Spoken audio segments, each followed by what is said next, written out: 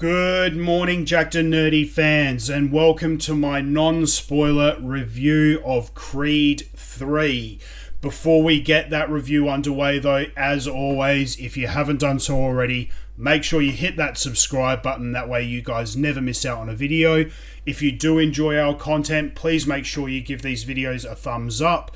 And also, just a general reminder, our eBay store is now live. So anything that you see in our mystery box videos will be going up on that store. We have new items going up every week. So make sure you head on over there. The link will be in the description of this video. So head on over, check out our eBay store, and you never know, you might be walking away with one of our mystery box items. So with that out of the way, Creed 3. This is Michael B. Jordan's directorial debut, and you know what? He did do a fantastic job. You wouldn't have even known that it was his debut. It was just as good as any of the other Creed films. I enjoyed this movie very, very much, and the thing I like about these movies is that you can pick any movie out of the franchise, watch it without having any other context or watching any of the previous films, and you'll know what's going on. It's a pretty simple formula. It's pretty straightforward, and like I said, you don't have to watch the movies chronologically. You can pick any movie out and know exactly what's going on and fall in love with the characters. Of course, Michael B. Jordan plays Adonis Creed. Tessa Thompson, who is absolutely gorgeous and is a fantastic actress, plays his wife Bianca. We've got Florian Munteanu, who plays Victor Drago, and Jonathan Majors, who is absolutely on fire at the moment. Obviously, we just saw him as Kang the Conqueror in Ant-Man and the Wasp. Now, obviously, he is the main antagonist in Creed 3. He's just a phenomenal actor. He's doing a brilliant job. I enjoy his performances immensely. He's just on fire at the moment. Big shout out to both Michael B. Jordan and Jonathan Majors. They just did an absolutely phenomenal job in this film. So, as is typical with all of the Rocky films, Creed films, it's a movie about boxing. It's a movie about the underdog rising up. The protagonist rising up to the challenge, coming to blows with the antagonist, and obviously rising up and being victorious. So we always know with these movies where it's heading and what the formula is. But you know what? It never gets old. It never gets old. I'm a huge fan of the Rocky films. I've enjoyed the Creed films immensely. Just furthering that story along. It's a no-brainer. This is definitely a win for me. I love boxing films. I love martial arts films. I love this type of genre. You can't go wrong. And as I said, Michael B. Jordan's in fantastic shape. He's at the peak of his career. I absolutely loved him as Eric Killmonger in Black Panther. I think he was one of the best MCU villains to date. I think his performance in Black Panther was slightly better.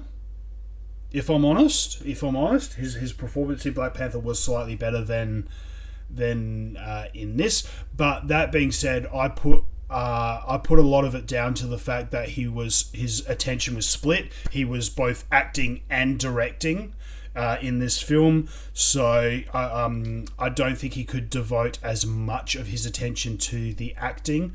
But that being said, like I said, his performance wasn't terrible. By no means, it was not terrible. I just think it was not as good as what it could have been.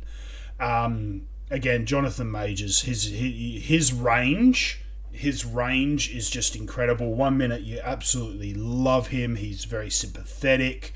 You're very empathetic to him and what have you. The next minute, you just absolutely despise him. His range is just so incredible, and he got into some crazy shape for this film. He was huge in terms of his muscle mass, and everything was just incredible. I can't believe how incredible his physique was in this film. Michael B. Jordan, we all know he's got a fantastic physique from previous films, but Jonathan Majors, man, he was an absolute beast. And same with Victor Drago. Like, he's just an absolute tank of a human being, and perfect for these films. Look, that being said, so I thoroughly enjoyed this film. I enjoy the franchise. I enjoy the genre.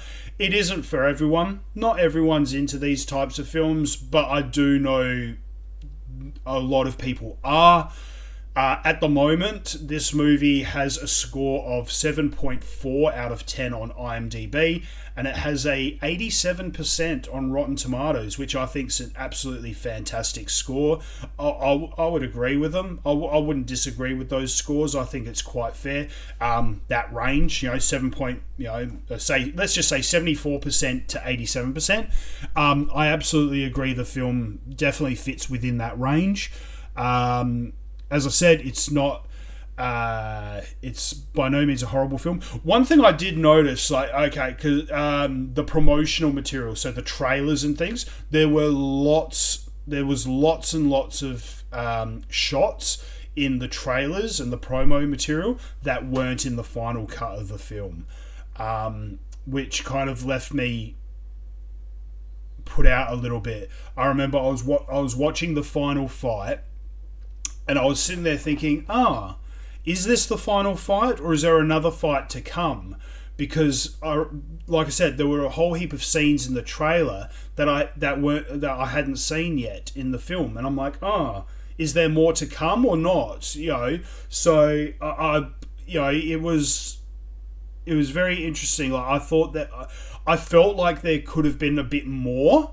I do feel there could have been a bit more. Maybe even like the the training montage in the lead up to the main fight. I thought there could have been a bit more in there, or a little bit more leading up to that. But I mean, look. That being said, look, I'm not taking anything away from the film. I think it was a great film. I think the promotional material though didn't quite pair up. As I said, there were lots of scenes in the promotional material that weren't in the final film, and and it kind of left me sitting there going, is there supposed to be more? Is there not? What's going on? So big props to Michael B. Jordan and the cast. Is a fantastic film. A little bit of to the marketing department, they kind of dropped the ball there, and in my opinion left audiences kind of wondering where the rest of the film was, or if there was more to come. So not too happy with the marketing, but very happy with the end result. As I said, thoroughly enjoyed the film, so I cannot fault it. So if you're looking for a film to watch this weekend, if you're looking to go out to the movies, you're wanting to see a movie, I heavily endorse Creed 3. It is a very good film, very entertaining, great story. You don't have to have seen any of the previous films to understand what's going on. And it's just a fun film. You don't have to think too much. You don't have to pay super close attention to pick up little bits and pieces. You can just kind of enjoy the ride. So thoroughly endorse Creed 3. Obviously, I'll leave this one last bit. Is it the best film out of the Rocky Creed franchise? I will say no. However, as just a general film goer, and just a fan in general, by no means the worst. The film in the franchise. Thoroughly enjoyed it. I'd be more than happy to go and watch it again tomorrow. It does have rewatchability, so it's just a fun film. So heavily endorse it. If you're looking for a film to go and see this weekend, definitely worth checking out. You can have a lot of fun, enjoy your popcorn, enjoy your soda, and have a lot of fun. So with that out of the way, that is my non-spoiler review of Creed. Make sure you hit that subscribe button. We got heaps more content coming out. We've got more deliveries coming from the good people at Hot Toys. We've got heaps of new movies coming out over the next couple of weeks. March, I should say. I'm getting ahead of myself. March is a massive month. We got heaps of films coming out. So we got a couple of weeks where we're going to be posting up extra review videos. Make sure you hit that subscribe button so you don't miss out. And until next time, guys, stay jacked and stay nerdy.